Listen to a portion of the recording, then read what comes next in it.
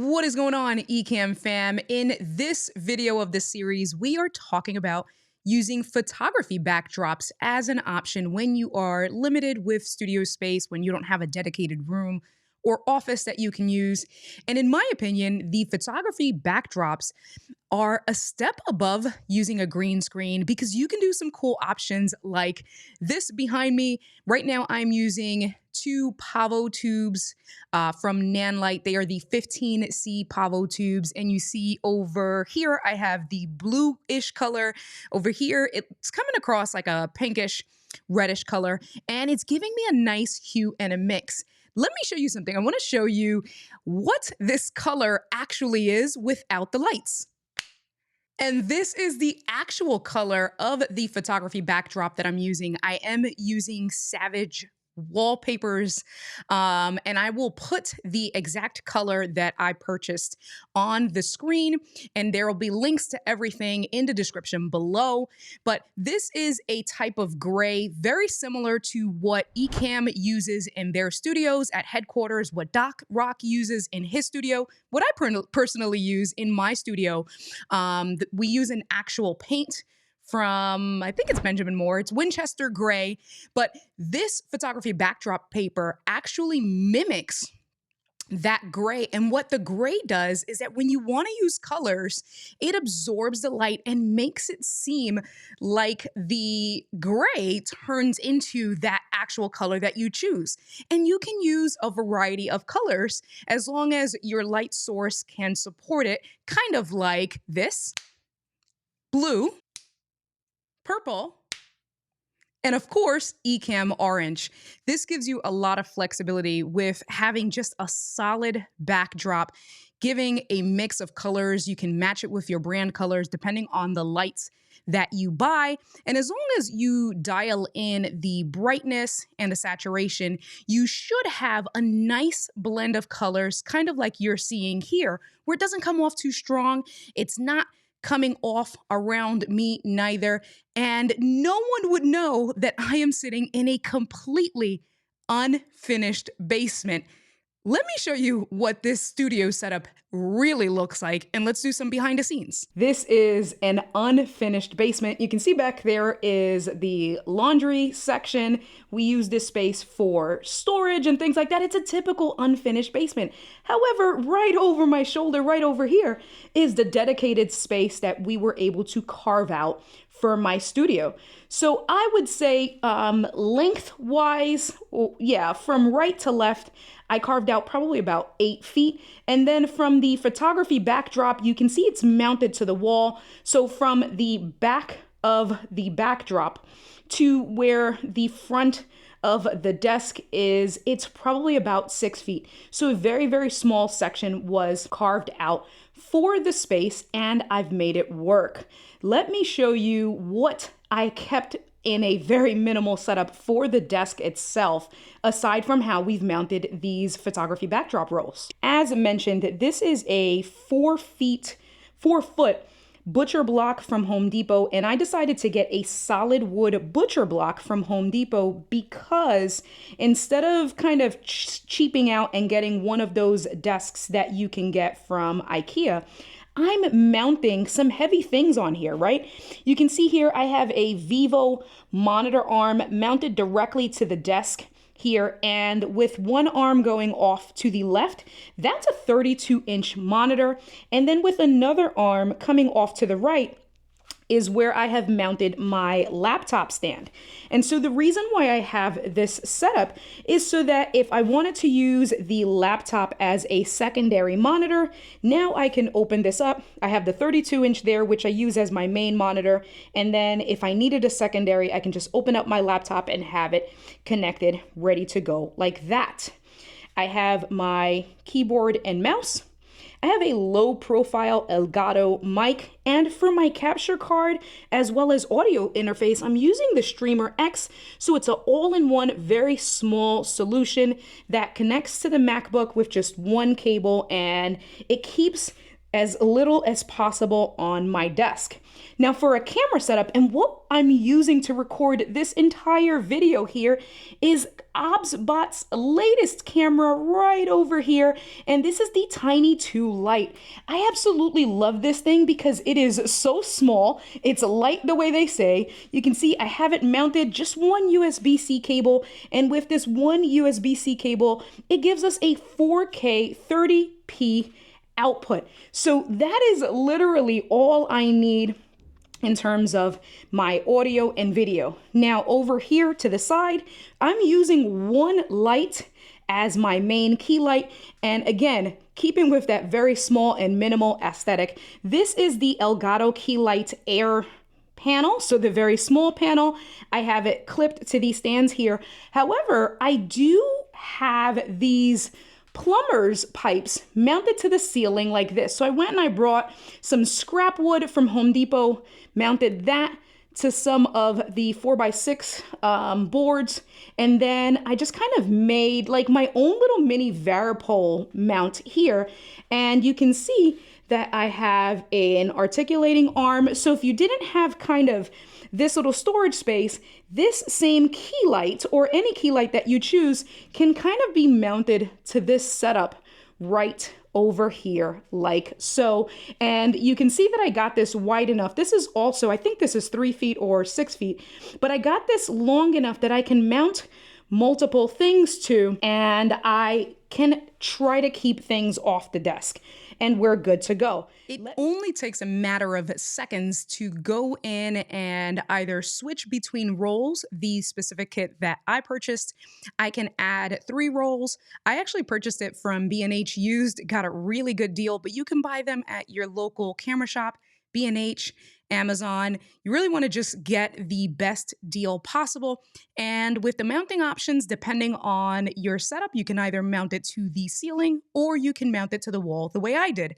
So you can see behind me, I'm actually using a green screen, and that's really cool because if you wanted to have different options where you can change the background, it's always good to have that additional option. So I figured, why not? I really don't use it most of the time.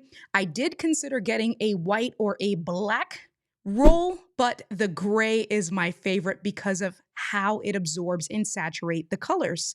Let's pull up these rolls and show you how quickly I can change them. Well, there's a blue chain and there's a green chain. The one that I'm holding right over here is a green chain. And so the green I tried to match to the green screen here. And so literally it takes me a matter of seconds to just go in and bring that up. And now you can see I have the gray behind me. If I had a third roll, we can bring the roll up or down. And then what you want to do is just kind of roll it so that it's not coming over. If you want to have tape or something like that, just have it so that it doesn't come into your shot. And then the same thing, if I wanted to bring this gray one up, I literally just take behind me and I can bring it up just like that. And you can see the basement roll behind us here. And so the most important thing is making sure that there are little to no wrinkles in your backdrop as possible. And you also want to try to keep it taut so that the light can just show the best reflections as possible. Now that you have gotten some behind the scenes of where this studio is set up in an unfinished basement, we talked about how I kept this a very small space, about 8 feet by 6 feet. We talked about keeping a minimal desk with as minimal clutter as possible. And most importantly, I showed you guys how I mounted these photography rolls to the wall. I want to give you some tips on how you can make your audio and your video look and sound as clean as possible. So when you are using accent lights the way I'm using here, again, I have 2 Nanlite Pavo Tube 15Cs as my accent lights. They are mounted on photography light stands, and I have barn doors attached so that I can control the shape of the light and the fill and the direction of where these lights go into. I want to point out that you don't need your lights all the way up at 100% brightness. Both of these lights right now are coming in at 55% brightness. And the other thing to keep in mind is the placement of your light relative to where the actual photography backdrop itself is. Prior to dialing in this specific setup, I had this light a little bit too close to the backdrop and it created a hot spot. It created this concentrated light right above my shoulder, and sometimes that can be distracting. And so all I did was just take the light, move it back about 6 inches further away from the wall, and it smoothed everything in.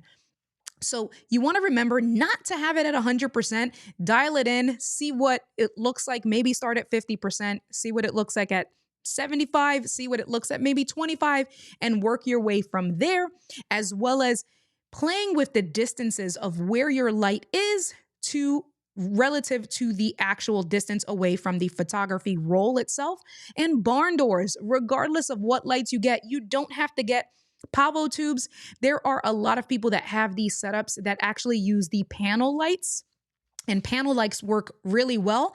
But when you use panel lights, you want to make sure it's the same thing that you use the barn doors, because that helps you shape the direction of the light. And that's kind of how I got this nice blend of the pink or the red and the blue going together behind me.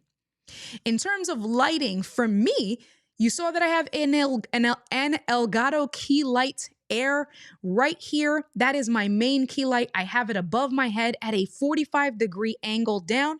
It is an arm's length away from me, and the brightness on that is at 58%. Guys, you don't need 100% brightness on your lights.